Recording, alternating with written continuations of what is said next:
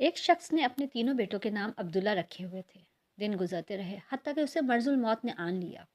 اس نے اپنے تینوں بیٹوں کو بلا کر وصیت کی کہ عبداللہ کو وراثت ملے گی، عبداللہ کو وراثت نہیں ملے گی، اور عبداللہ کو وراثت ملے گی۔ اس کے ساتھ ہی اس کی روح قبض ہو گئی۔ یہ خود تو فوت ہو گیا مگر اپنے بیٹوں کو حیرت میں ڈال گیا کہ کیسے فیصلہ کریں، کن دو عبداللہ کو وراثت ملے گی اور کسی ایک کو نہیں ملے گی۔ تینوں نے فیصلہ کیا کہ شہر جا کر قاضی سے اپنا مسئلہ بیان کریں اور اس سے کوئی حل مانگیں۔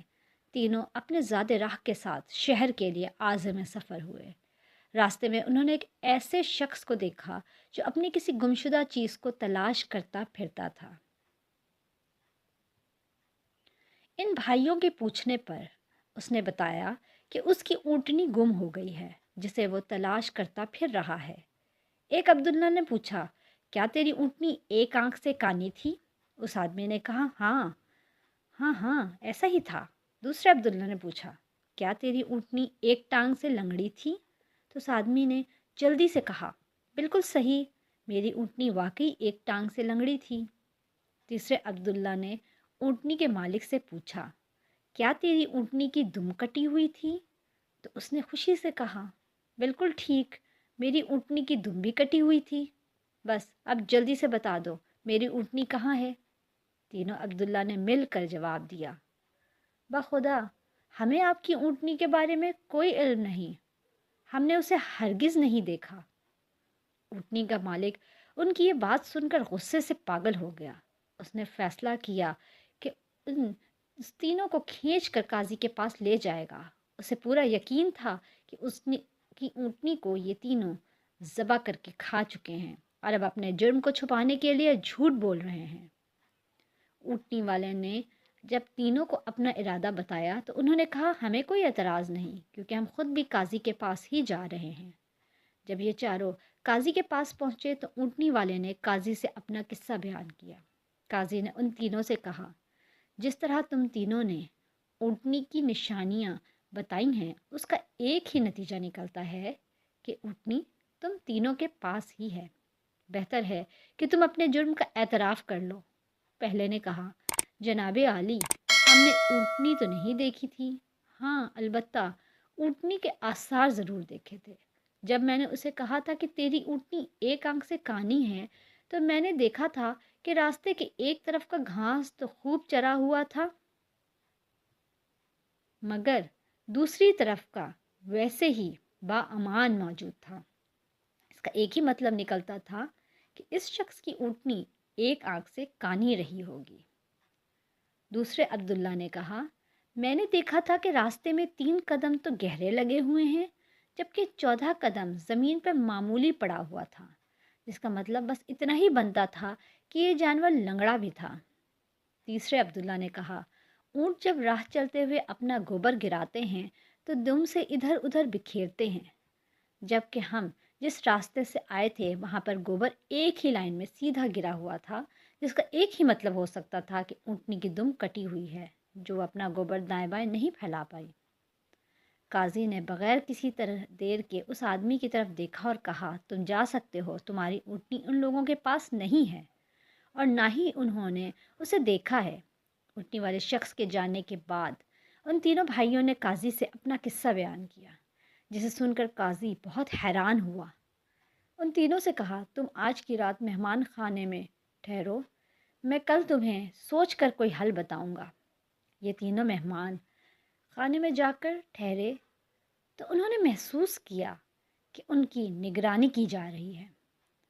کچھ دیر کے بعد ان کے لیے کھانا لایا گیا جو گوشت کے پکے ہوئے سالن اور روٹیوں پہ مشتمل تھا۔ پہلے نے کھانے کو دیکھتے ہی کہا، یہ سالن کتے کے گوشت کا بنا ہوا ہے۔ دوسرے نے کہا، روٹیاں جس عورت نے پکائی ہیں وہ حمل کے ساتھ اور پورے دنوں سے ہے۔ تیسرے نے کہا، یہ قاضی حرام کی اولاد ہے۔ بات قاضی تک پہنچ گئی۔ اس نے تینوں کو دوسرے دن اپنی عدالت میں طلب کر لیا اور تینوں سے مخاطب ہو کر کہا، تم میں سے کس نے کہا تھا یہ کتے کا گوشت پکا ہوا ہے؟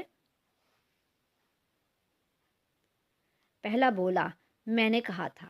قاضی نے باورچی کو بلوا کر پوچھا تو اس نے اعتراف کیا کہ پکانے کے لیے کچھ نہیں تھا، تو اس کو شرارت سوچی۔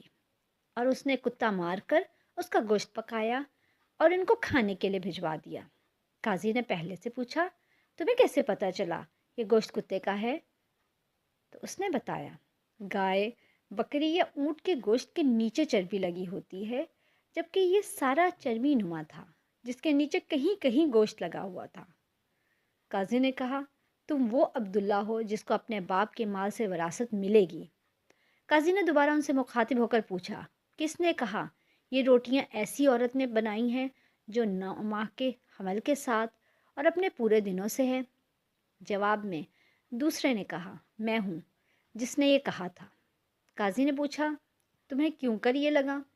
تو اس نے کہا، میں نے دیکھا روٹیاں ایک طرف سے پھولی ہوئی اور خوب پکی ہوئی ہیں تو دوسری طرف سے کچی اور موٹی رہ گئی ہیں۔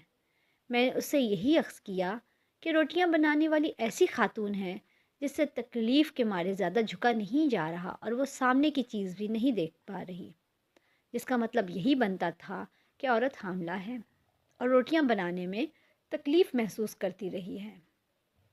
قاضی نے اس دوسرے سے بھی کہا کہ تم وہ عبداللہ ہو جسے اس کے باپ کے ترکہ کی وراثت میں حصہ ملے گا۔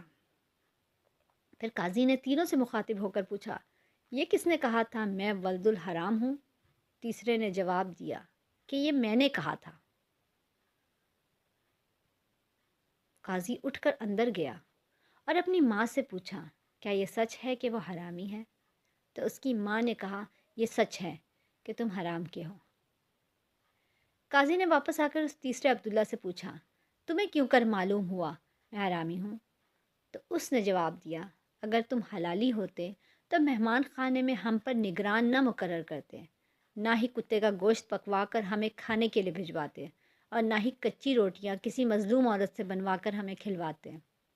قاضی نے اسے مخاطب کرتے ہوئے کہا، تم وہ عبداللہ ہو جسے اس کے باپ کے مال سے ورثہ نہیں ملے گا۔ تیسرے نے حیرت کے ساتھ قاضی کو دیکھا اور پوچھا، مگر ایسا کیوں ہے؟ قاضی نے کہا، کیونکہ ایک حرامی ہی دوسرے ولد الحرام کو ٹھیک ٹھیک پہچان سکتا ہے، اور تم بھی میری طرح حرام کی اولاد ہو۔ وراثت پانے والے دونوں عبداللہ اپنی ماں کی طرف لوٹے اور دریافت کیا کہ ہمارے تیسرے بھائی کا کیا ماجرا ہے۔ تو ان کی ماں نے کہا، تمہارا باپ ایک بار صبح کی نماز پڑھنے مسجد گیا تو اسے دروازے پر رکھا ہوا پایا تھا، اسے گھر لایا، اس کا نام بھی تم جیسا عبداللہ رکھا اور پرورش کی۔ مزید مزیدار اردو کہانیاں سننے کے لیے ہمارے چینل کو سبسکرائب کرنا نہ بھولیں۔